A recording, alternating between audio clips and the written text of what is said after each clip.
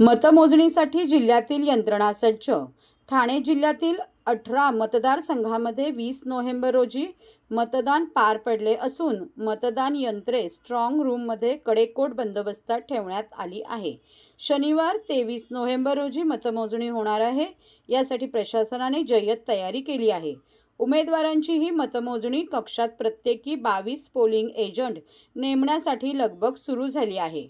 ठाणे जिल्ह्यात भिवंडी ग्रामीण, शहापूर, भिवंडी पश्चिम, भिवंडी पूर्व, कल्याण पश्चिम, मुरबाड, अंबरनाथ, उल्हासनगर, कल्याण पूर्व, डोंबिवली, कल्याण ग्रामीण, मीरा भाईंदर, ओवळा माजिवडा, कोपरी पाचपाखाडी, ठाणे मुंब्रा कळवा, ऐरोली बेलापूर या 18 मतदारसंघात 20 नोव्हेंबर रोजी मतदान पार पडेल.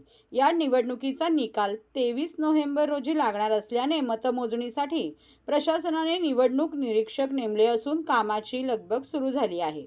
कोपरी पाचपाखाडी मतदारसंघाची मोजणी वागळे इस्टेट ITI येथे होणार आहे. ठाणे शहर विधानसभेची मतमोजणी न्यू होरिझन स्कूलमध्ये ओवळा येथे होणार आहे.